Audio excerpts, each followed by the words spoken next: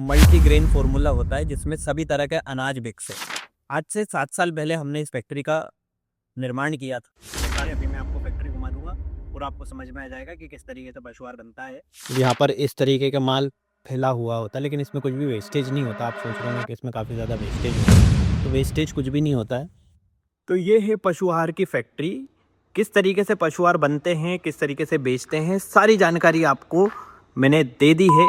तो इंतज़ार ख़त्म करते हुए आपके लिए मैं लेकर आ चुका हूँ ये वीडियो, जिसमें मैं बताऊंगा कि पशुआहार की फैक्ट्री किस तरीके से लगानी है और कैसे माल खरीदना है, कैसे माल बेचना है, कैसे फैक्ट्री बनानी है, क्या क्या रॉ मटेरियल की ज़रूरत पड़ेगी, कौन कौन से लाइसेंस की ज़रूरत पड़ेगी। सारी जानकारी आपको इसी वीडियो में मिल जाएगी। और ये फैक्ट्री जो है मेरी खुद की फैक्ट्री है पशुआहार की। कोहिनूर, चेतक, संजीवनी और कस्तूरी, इस तरीके के प्रोडक्ट्स हम बनाते हैं। और सबसे कम सेटअप अगर किसी फैक्ट्री में करना होता है तो वो यही फैक्ट्री है। अब मैं उन पशुआहारों की बात नहीं कर रहा हूँ जिसकी फैक्ट्री लगाने में आपको 2-3 करोड़ रुपए चाहिए। सेटअप किस तरीके से करना है, कैसे आप छोटे लेवल पर भी अपना खुद का व्यवसाय स्टार्ट कर सकते हैं, कैसे आप छोटे लेवल पर खुद की फैक्ट्री चालू कर सकते हैं, उसके बारे में आपको इस वीडियो में बताऊंगा। तो नमस्कार दोस्तों, बिजनेस टॉक्स विद अरुण के एक और एपिसोड में आप सभी का स्वागत है। आगे बढ़ने से पहले एक छोटा सा इंट्रोडक्शन मैं आपको देता हूँ कि पशुआहार होता क्या है। पशुआहार बेसिकली वही आहार होता है जो पशुआ खाती है। जो आहार खाने से पशु का दूध बढ़ जाता है और पशु तंदुरुस्त रहता है, जिससे डेयरी फार्म का जो मैनेजमेंट होता है, यहाँ पे डेयरी फार्मर जो होता है वो प्रॉफिटेबल होता है। तो गाय कितना दूध देगी, कितना स्वस्थ रहेगी, बीमारियों में कम खर्चा होगा, ये सारी चीजें डिपेंड करती है कि वो खा क्या रही है। आप अगर पशुआहार की फैक्ट्री लगाना ही चाहते हैं तो सबसे पहले ये जानिए कि इसमें अपॉर्चुनिटीज आपके पास क्या क्या है।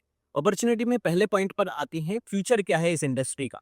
अगर आप आज पशुआहार की फैक्ट्री लगाते हैं तो कितने साल तक आपको बेफिक्र होने की जरूरत है, ये सोचने के लिए कि आपका बिजनेस कभी भी ठप तो नहीं होगा, कभी कुछ ऐसी चीज तो नहीं आ जाएगी कि आगे चलकर आपका बिजनेस नहीं चल पा रहा है। जैसे आईटी डिपार्टमेंट में हम बात करते हैं तो एआई ने आज जगह पे ले चुकी है, तो क्या पशुआहार की जगह कोई ले सकता है? तो जवाब है नहीं। पशु जो खाएगी वो तो बनाना ही पड़ेगा, या तो आप बनाएंगे या कोई और फैक्ट्री बनाएंगे। अगर आपके शहर में आसपास कोई फैक्ट्री नहीं है तो सबसे सस्ता पशु आहार आप ही दे पाएंगे, सबसे अच्छी क्वालिटी का। क्योंकि बाहर से लाने के लिए जो भाड़ा लगता है वो आपकी डायरेक्ट कॉस्ट कटिंग हो जाएगी। आगे बताऊंगा किस तरीके से कॉस्ट कटिंग करना है, अच्छा पशु आहार कैसे बनता है, सारी जानकारी आपको मैं दूंगा। तो फ्यूचर इस बिजनेस का बहुत ही ज्यादा ब्राइट है। आंख बंद करके चालू कर दीजिए और अच्छे तरीके से कीजिए। किस तरीके से आगे चल के बताऊंगा। तो इस बिजनेस में मार्जिन क्या है? मार्जिन देखा जाए तो बिजनेस में काफ़ी बहुत ज़्यादा हाई लेवल का भी नहीं है, लेकिन बहुत ज़्यादा कम भी नहीं है, क्योंकि इसमें रिपीटेड सेल्स है। आप किसी भी दुकानदार, अगर आप फैक्ट्री है तो आप सीधी सी बात है डायरेक्ट किसानों को तो माल दोगे नहीं, आप किसी दुकानदार को ही दोगे। दुकानदार माल बेचेगा, कोई दुकानदार 5 दिन में बेचता है, कोई 10 दिन में, कोई महीने भर में। लेकिन हाँ, रिपीट सेल्स आपके पास आती रहेंगी। किसी के पास 5 दिन में खत्म हो गए तो 5 दिन में और वो मंगा लेगा। तो मार्जिन अगर देखा जाए तो ऐसे तो आपके पास 4-5% या 6% रहेगा, लेकिन वो पैसों का रोटेशन जो है, माल का रोटेशन, वो काफ़ी ज़्यादा फास्ट है इस बिज़नेस में। अगर आप फैक्ट्री लगाते हैं, खुद का ब्रांड लॉन्च करते हैं, तो स्केल कितना कर सकते हैं इस बिज़नेस। अगर आप आज की तारीख में मध्य प्रदेश में फैक्ट्री डालते हैं, तो आप पूरा का पूरा मध्य प्रदेश कवर कर सकते हैं इमीडिएट इफेक्ट से। मतलब आज आपने फैक्ट्री डाली, कल से आप लग सकते हैं कि आप पूरे मध्य प्रदेश में अपनी मार्केटिंग चालू कर दें, मध्य प्रदेश में सप्लाई भी कर सकते हैं। मतलब 100-150 किलोमीटर, 200 किलोमीटर आप आराम से सप्लाई कर देंगे। इसमें आपका कॉम्पिटिटर आपके बीच में नहीं आएगा, भाड़ा बहुत ज़्यादा नहीं होगा। उसके ऊपर भी स्केल किया जा सकता है, लेकिन हाँ, सीधी सी बात है, अगर आपने पूरा मध्य प्रदेश कैप्चर कर लिया तो इतना पैसा तो आपके पास आ ही जाएगा कि आप हेवी मशीनरीज ला सकते हैं, हेवी इन्वेस्टमेंट कर सकें। तो आपकी कॉस्ट और भी ज़्यादा कटिंग हो जाएगी कि ऑटो पायलट पे चलेगा, तो आप ज़्यादा से ज़्यादा अपनी सेल्स टीम पर खर्चा करेंगे, सेल्स टीम पर इन्वेस्ट करेंगे। तो स्केल होने का भी बहुत ही ज़्यादा स्कोप है इस बिज़नेस में। आप नेशनल लेवल, इंटरनेशनल लेवल तक भी लेकर जा सकते हैं। भारत के अलावा भी जहाँ पर भी पशु रखते हैं, वहाँ पर भी आप पशुआहार बेच सकते हैं। इसमें कभी भी आपको कोई दिक्कत नहीं आएगी। और ये बिज़नेस करना किन लोगों को चाहिए? ऐसा नहीं है कि अगर आपके पास सिर्फ पैसा है और आपको एक फैक्ट्री डालनी है तो आपको इस बिज़नेस में आना चाहिए। आपको बेसिक नॉलेज गाय और भैंस का होना चाहिए कि किस तरीके से वो खाती हैं, क्या वो दूध देती है। तो नहीं है नॉलेज तो उसके बारे में आप पहले इन्फॉर्मेशन उठाइए। और साथ ही में ये, अगर आप फैक्ट्री लगा रहे हैं तो आपके पास समय इतना होना चाहिए कि कम से कम 1 साल और 2 साल आप केवल और केवल समय इसी बिज़नेस में दें। साथ में कोई दूसरा काम करेंगे, कर सकते हैं वैसे चाहे तो, लेकिन साथ में अगर दूसरा काम भी करेंगे तो इसको मैनेज करना थोड़ा-सा मुश्किल होगा, क्योंकि इसमें माल बेचने से ज़्यादा माल खरीदने में काफ़ी ज़्यादा आपकी मेहनत लगने वाली है। आप जितना माल सस्ता खरीदेंगे, उतना ही अच्छा और बेस्ट क्वालिटी का पशु आहार बना पाएँगे। दूसरे पॉइंट की बात करते हैं कि चैलेंजेस क्या आएँगे इस बिज़नेस में। इस बिज़नेस में परेशानियाँ क्या आएँगी जब आप चालू करेंगे? सबसे बड़ी परेशानी इसमें आती है, जो हमने पशुआहार की दुकान वाला वीडियो बनाया था उसमें भी बताया था कि उधारी की काफ़ी ज़्यादा प्रॉब्लम आती है। फॉर एग्ज़ाम्पल, अगर आपने किसी भी दुकान पर अगर आप जाकर अपना माल बेचेंगे तो पहली बार में आप कैश में दे सकते हैं कि हमारा पहली बार स्टार्ट कर रहे हैं, हमें थोड़ा-सा ट्रस्ट होगा, उसके बाद हम क्रेडिट दे सकते हैं। लेकिन हाँ, 1 या 2 बिल के बाद आपको क्रेडिट देना ही होगा।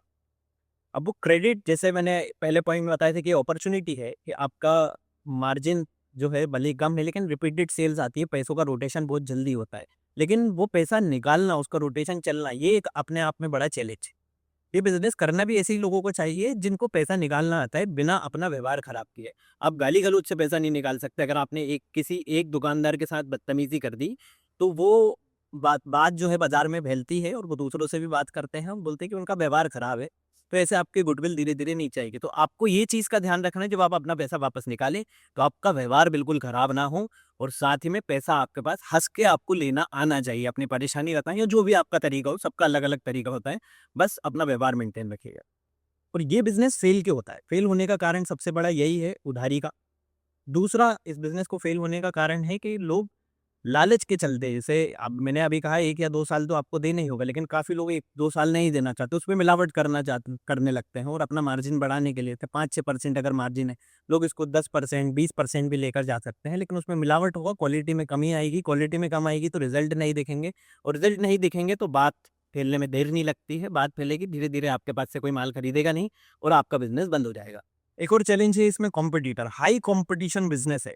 अगर आपके शहर में फैक्ट्री नहीं है तो अलग बात है, लेकिन आज के समय पे बहुत सारी फैक्ट्रीज़ हो चुकी हैं और जैसे मैंने बताया कि ये स्केल किया जा सकता है, बाहर से भी माल आ जाता है। तो शुरू में आपको कॉम्पिटिशन की थोड़ी, जब तक आपका खुद का ब्रांड नहीं बन जाता, और कॉम्पिटिटर्स एक चैलेंज हो सकता है, वो जो कि हर बिज़नेस में आता है। मैं नहीं समझता कॉम्पिटिशन जैसी कोई भी चीज़ होती है, लेकिन हाँ, काफ़ी लोगों को लगता है कि घर अगर फैक्ट्री डाल दी तो माल अपने आप बिके, ऐसा नहीं होता। आपको मेहनत तो करनी होगी, मार्केटिंग करनी होगी, जब तक आप अपना प्रोडक्ट लोगों को दिखाएँगे नहीं, तो सीधी-सी बात है, कोई लेगा भी नहीं, किसी को पता ही नहीं होगा। कहते हैं ना कि जंगल में मोर नाचा तो किसने देखा? किसी ने भी नहीं देखा। तो आपका प्रोडक्ट जो है आपको शहर में नचाना है, जब शहर में नाचेगा तो लोग खरीदेंगे। प्लानिंग क्या करनी है? आपकी प्लानिंग क्या होना चाहिए? सिर्फ़ यही बिज़नेस नहीं, कोई भी अगर आप फैक्ट्री डाल रहे हैं तो उसमें आपके पास आपकी एक प्लानिंग को लेकर एक स्ट्रैटेजी होनी चाहिए कि आप प्लानिंग किस तरीके से कर रहे हैं। सबसे पहले आपके पास इस तरीके की एक डायरी में लिखा हुआ होना चाहिए कि आपको क्या-क्या मटेरियल लगेंगे, क्या-क्या डॉक्यूमेंट्स लगेंगे, वो मैं आगे बता दूँगा, आप लिख लीजिएगा। अगर आप कोई भी दुकान डालते हैं, तो मैं कहता हूँ कि आपको 3 महीने या 6 महीने बिना लड़के के काम कर लेना चाहिए या फिर सीखना चाहिए। लड़का भी है तो सस्ता होना चाहिए, जिसमें आपका चार्जेस ज़्यादा ना लगे। लेकिन इस बिज़नेस में आपको हायरिंग स्टार्टिंग में ही करनी होगी, क्योंकि बिना लेबर के मशुआर बनेगा नहीं। सीधी-सी बात है, आप खुद तो मशुआर बनाने जाएँगे नहीं, उसके लिए लेबर लगेगा। लेबर आप 2 तरीके से रखते हैं, या तो सैलरी बेसिस पे रख सकते हैं कि आप महीने की 10,000 15,000 सैलरी इतनी देंगे, 5-6 लोग मिलके आराम से डेली के 100 बैग बना सकते हैं। या फिर आप उनको पर बैग के हिसाब से कमीशन भी दे सकते हैं। आप अपना फ़ॉर्मूला बताएँगे कि इस तरीके से पशुआहार बनेगा, हमारे पास पूरा सेटअप है, हमारी फैक्ट्री, अभी मैं आपको फैक्ट्री घुमा दूँगा और आपको समझ में आ जाएगा कि किस तरीके से पशुआहार बनता है। आप बता सकते हैं पर बैग 10-20 रुपए, आप उनको जो भी आपका सेट करना है, बेसिकली हम ₹18 देते हैं 1 बैग बनाने का। वैसे ही आप बैग के ऊपर दे सकते हैं, उससे आपको लेबर की मगजमारी खत्म हो जाएगी कि आपको वहीं खड़े होना है, लेबर काम कर रही है या नहीं कर रही है, तो वो आपका हट जाएगा। आप सीधा से सीधा उनको कमीशन देके 100 बैग बनाएँगे, तो आपके ₹1800 होंगे, 200 बनाएँगे तो इतने होंगे, 300 बनाएँगे तो इतने होंगे। आप अपने एरिया के हिसाब से, आपकी जगह के हिसाब से डिसाइड कर सकते हैं, कितना उनका होगा। उनमें से एक को आप जो है सीनियर मुकद्दम बना दीजिए, बाकी लो हमारे उसके व्यक्तिगत काम रहेंगे, एक ही से सवाल पूछिए कि आज कितना बनाया है, कितना प्रॉमिस किया था, जितना आप बोलेंगे, उतना वो बनाएँगे। सेल्स हर बिज़नेस की सबसे बड़ी ताकत होती है उसकी सेल्स। तो फैक्ट्री में इतना पैसा लगाने से पहले ही आपको ये पता होना चाहिए कि आपका माल बिकेगा या नहीं बिकेगा। उसके लिए आपको मार्केट स्टडी करना होगा।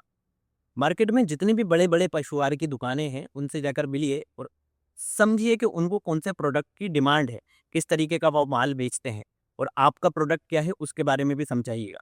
तो पहले समझिए कि अगर मैं आज फैक्ट्री डालता हूँ कि कम से कम मेरे पास 10 ऐसे काउंटर हैं जो मेरे पास पहले महीने से मुझसे माल लेने लगेंगे, या 10 ऐसी लीड हैं। ज़्यादा से ज़्यादा कलेक्ट कीजिए, आपके शहर में, एरिया में जितनी भी दुकानें, सबका नंबर लीजिए, नाम लिखिए, नंबर लिखिए और देखिए कितने साल से उनकी दुकान है। व्यवहार चेक कीजिए कि हाँ, अगर मैं माल लूँगा तो पैसा आएगा या नहीं आएगा। थोड़ी-सी आप इन्फॉर्मेशन उठाइए, डाटा कलेक्ट कीजिए। पूरा मार्केट स्टडी 2-3 महीने करने के बाद आपको पता है कि अगर मैं आज फैक्ट्री डालता हूँ तो मुझे किन लोगों को फ़ोन लगाना है, किन लोगों से मिलने जाना है अपना सैंपल लेकर। एक चीज़ का मैं बहुत बड़ा फ़ैन हूँ, जो कि है ऑफ़र स्कीम का। जैसे ही आप फैक्ट्री चालू करते हैं, आप शुरू में कोई धमाका ऑफर लॉन्च कर सकते हैं, क्योंकि आपकी खुद की मैन्युफैक्चरिंग होगी तो आपके पास मार्जिन भी थोड़ा-सा ज़्यादा होगा। ज़्यादा मार्जिन आप शुरू में बचाने की कोशिश मत कीजिए, वो आप डीलर को दे दीजिए। अगर आप डीलर को 1000 बैग के एक बाइक, 1000 बैग पे इतना 1 आध लाख रुपए आपके पास बचता है, 1 आध लाख रुपए में अगर आप उनको एक बाइक दे देंगे और शुरू में ही बता देंगे कि ये आपको टारगेट 3 महीने में करना है, तो वो कोशिश करेगा आपका माल बेचने की। क्योंकि 80% किसान ऐसे ही होते हैं जो अपने दुकानदार को देखते हैं, यहाँ से वो हमेशा माल लेते हैं, उन पे विश्वास करते हैं कि आप जो बताएँगे वो अच्छा ही बताएँगे और आप सीधी-सी बात है, आप सिर्फ़ ऑफ़र के दम पर अपना बिज़नेस जो है एस्टेब्लिश नहीं कर सकते। आपको अपने प्रोडक्ट में क्वालिटी भी देनी होगी, क्योंकि शुरू में आप ऑफ़र ज़रूर दे देंगे, आगे चलकर आपको क्वालिटी मेंटेन करनी होगी। कहना होता है ना कि शेर की दाढ़ में आपको खून लगाना है। लोगों को लालच देना है, उनको आदत बनवाना है। जैसे जियो जब आई थी, शुरू में इंटरनेट उन्होंने बाँटा, लोगों को फ्री कॉलिंग की आदत लगा दी। अब बिना जियो के, बिना फ्री इंटरनेट के लोग नहीं रह सकते। वैसे ही आदत आपको आपके प्रोडक्ट की लगानी है। आपका अगर माल अच्छा है, लोग ले रहे हैं, एक बार लेंगे तो दूसरी बार भी लेंगे, रिपीट डिमांड आएगी तो अगली बार से दुकानदार आपसे ऑफ़र नहीं माँगेगा, आपसे आपका प्रोडक्ट माँगेगा। तो मुद्दे की बात, सबसे इम्पोर्टेंट चीज़ इस बिज़नेस में है या कोई भी फैक्ट्री डालने का जब हमारे दिमाग में आता है तो होता है कि इन्वेस्टमेंट कितना करना होगा। इन्वेस्टमेंट एक ऐसी चीज़ है, किसी भी बिज़नेस में कितना भी डालो कम है। वैसा ही इस बिज़नेस में भी है, आपके पास जितना पैसा होगा उतना ही अच्छे से आप बिज़नेस कर पाएँगे। लेकिन कम से कम अगर आपके पास 10 लाख रुपए हैं तो आप अपना बिज़नेस चालू कर सकते हैं। मैंने कितने में काम चालू किया, वो मैं बताऊँगा आगे। मैंने खुद ने भी बिज़नेस जो है 7 से 8 लाख रुपए में चालू कर दिया था। लेकिन मेरे पहले से दुकान थी, आपको उस वीडियो में अगर बशवार वाली आपने देखी होगी, पहले से दुकान थी तो हमारे पास सेल्स की समस्या नहीं थी, तो हाँ, रिपिटिशन थोड़ा-सा जल्दी आ रहा था। लेकिन हाँ, अगर 10 लाख रुपए आपके पास है और नेटवर्किंग आपकी स्ट्रॉन्ग है, मेहनत आप कर सकते हैं, तो 10 लाख रुपए में से आप अपना सेटअप भी बना सकते हैं और माल भी खरीद सकते हैं और माल बेच भी सकते हैं। क्या ये बिज़नेस लोन लेकर करना चाहिए? अगर आप लोन लेकर करना चाहते हैं, तो उसका 60-40 फ़ॉर्मूला होता है। मतलब आपके पास कम से कम 60% ऑफ द अमाउंट जितना भी आप इन्वेस्ट कर रहे हैं, उसका 60% मान लीजिए 10 लाख से कर रहे हैं आप, तो 4 लाख रुपए का आप लोन ले सकते हैं, लेकिन 6 लाख रुपए आपके पास होना चाहिए। क्योंकि किश्त आपकी पहले महीने से आएगी, पहले महीने से शायद आपको सेल्स इतनी ज़्यादा नहीं दिखे। या फिर आप 10 लाख रुपए का लोन भी लें, तो आपके पास ऐसी कोई व्यवस्था आना चाहिए कि आपको बिज़नेस चलता हुआ दिखेगा, तो आप कहीं से भी 4-5 लाख रुपए की व्यवस्था करके और उस बिज़नेस में डाल सकें, सिर्फ़ रोटेशन चलाने के लिए। और जैसे-जैसे रोटेशन चलता जाएगा, आगे चलकर आप वही पैसा वापस निकाल भी लेंगे और अलग से आपको पैसा लगाने की ज़रूरत नहीं पड़ेगी। लेकिन कुछ सालों के बाद, और अगर बजट बहुत ही कम है, नहीं हमको तो बहुत कम बजट में ही चालू करना है, तो हम किस तरीके से स्टार्ट कर सकते हैं? तो आपको इस तरीके का सेटअप नहीं बनाना। आज से 7 साल पहले हमने इस फैक्ट्री का निर्माण किया था। 7 साल पहले हमने इस फैक्ट्री को बनाया था, लेकिन उससे पहले हमने हमारा ब्रांड लॉन्च कर दिया था। कम बजट में स्टार्ट कैसे करना है, वो बताने से पहले मैं आपको बता देता हूँ कि एक्चुअल हमारा प्रोडक्ट है क्या? 1 मिनट रुकिए।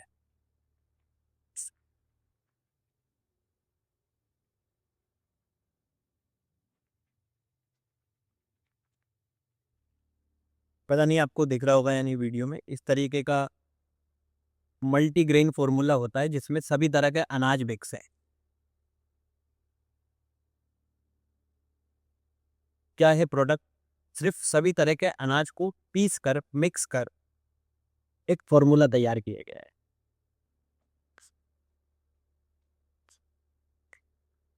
सभी तरह के अनाज उनसे होते हैं, जैसे गेहूँ, चावल, मक्का, ज्वार, बाजरा, मसूर, मूँग, तुअर, राजमा और जितने अनाजों का आपको नाम याद आता है, जो आपके एरिया में सबसे ज़्यादा मिलते हैं, सभी तरह के अनाज हम मिलाते हैं।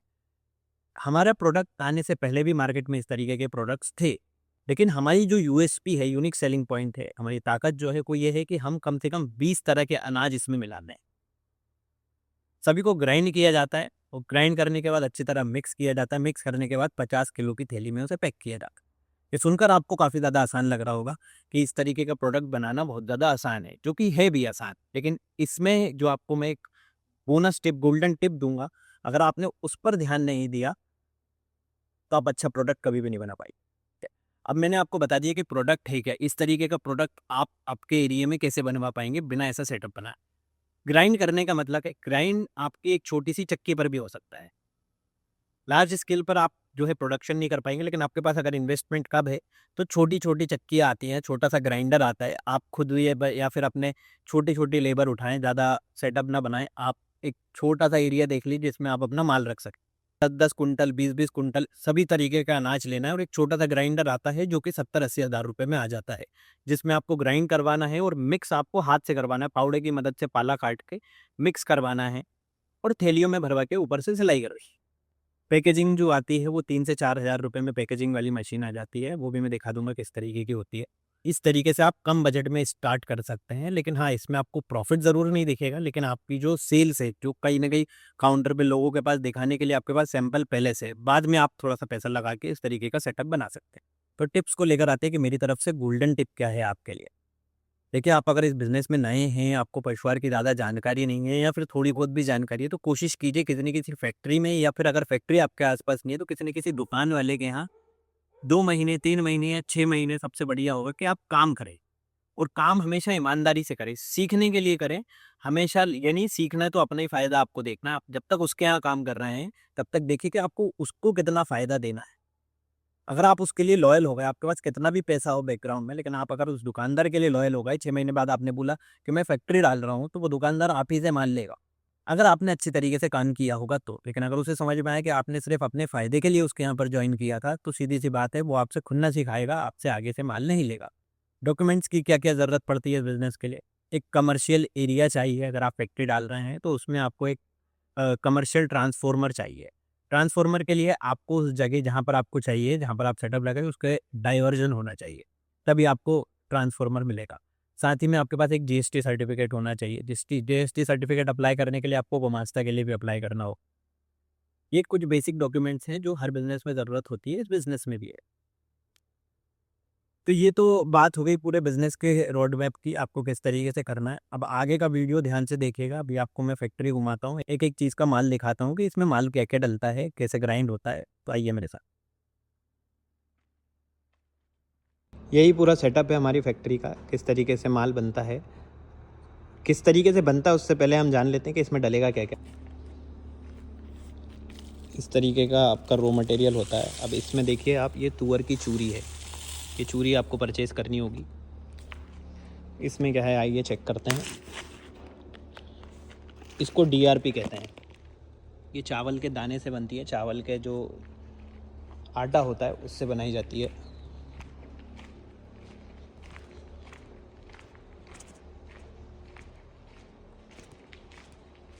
ये आपके गेहूँ हैं। गेहूँ आपको कोई भी चीज़ फर्स्ट क्वालिटी में नहीं खरीदनी है। अगर आप फर्स्ट क्वालिटी में खरीदेंगे तो वो इतना ज़्यादा महंगा होगा कि आप पशु आहार के लिए सर्वाइव नहीं कर पाएंगे।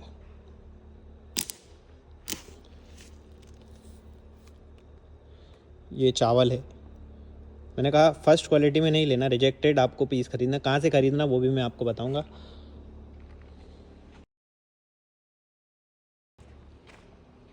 अगर आपको ख़रीदने में कहीं पर भी प्रॉब्लम आती है, कहीं पे भी देश के किसी भी कोने में आप बैठे हों, आप कमेंट करके या फिर मेरे इंस्टाग्राम पे विज़िट करके मुझे मैसेज कीजिए। मैं आपको कुछ ऐसे नंबर्स दे दूंगा जहाँ पे आपको रॉ मटेरियल सस्ते में लेने का आपका काम हो जाएगा। ये मूंग चूरी है। ज़्यादातर चीज़ें हम इस तरीके के बारीक भी ले लेते हैं। देखिए मटेरियल सभी तरीके का ख़रीदना होता है। अगर ये बारीक ग्राइंडेड आपको मटेरियल डायरेक्ट मिल जाए तो इसमें मेहनत आपकी कम लगती है, ग्राइंड कम करना पड़ता है। अब ये देखिए, जैसे ये एक मोटा दाना है, ये तुअर चूरी है, सॉरी ये मूंग चूरी है। तो ये ऑलरेडी बड़ा दाना है, तो इसको आपको ग्राइंड करना होगा।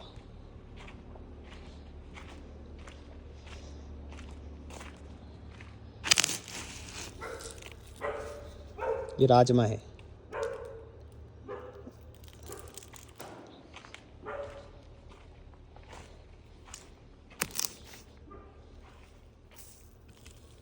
ये चापड़ है।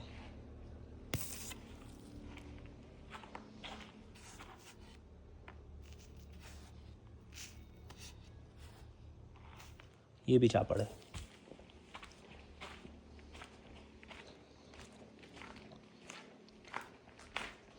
ये मक्का है। अब ये यहाँ पर मक्का देखिए, हमने फर्स्ट क्वालिटी की मक्का नहीं ली है। इसमें इस तरीके की मक्का जो है मार्केट से आपको आधे रेट में मिल जाएगी, जो रिजेक्टेड बड़े बड़े वेयर हाउस में लोगों को मिलती, बड़े बड़े वेयर हाउस होते हैं उनके पास जो रिजेक्ट माल हो जाता है, वो इस तरीके का मटेरियल आपको काफ़ी सस्ते दाम में दे देंगे।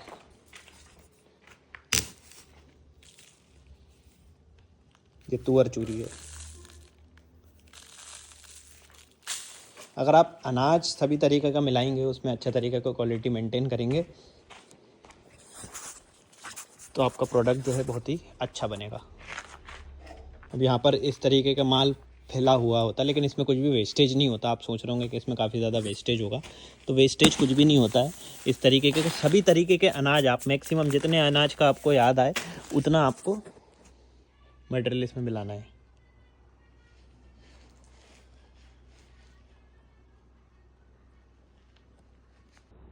तो बिना समय बर्बाद किए बता देता हूँ कि पशुआहार बनाया किस तरीके से जाता है, प्रोसेस किस तरीके से करते हैं।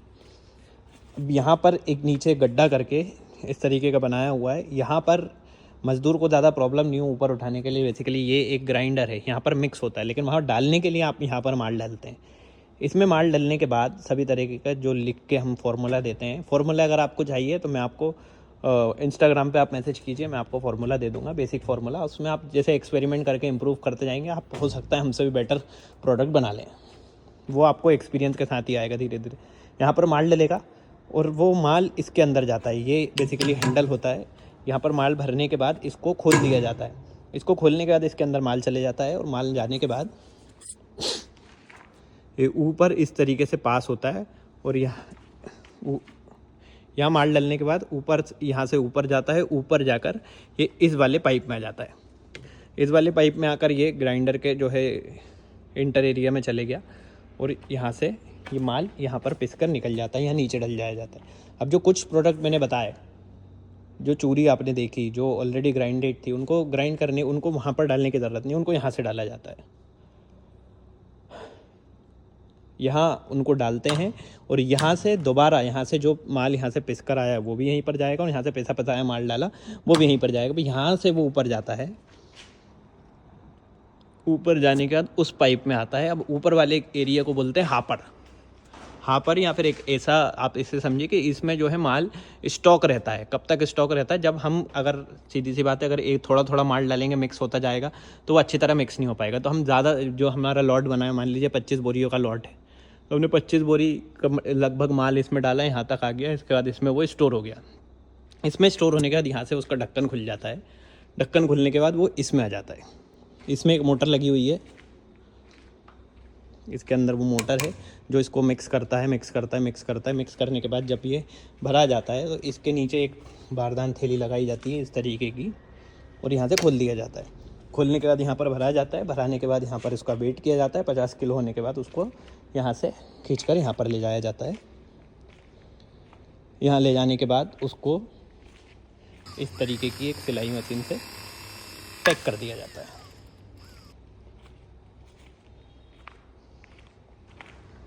तो ये है पशु आहार की फैक्ट्री। किस तरीके से पशु आहार बनते हैं, किस तरीके से बेचते हैं, सारी जानकारी आपको मैंने दे दी है। वीडियो उम्मीद करता हूँ पसंद आया होगा, तो दबाकर सब्सक्राइब बटन दबाइए और आने वाली वीडियो के लिए रेडी रहिए।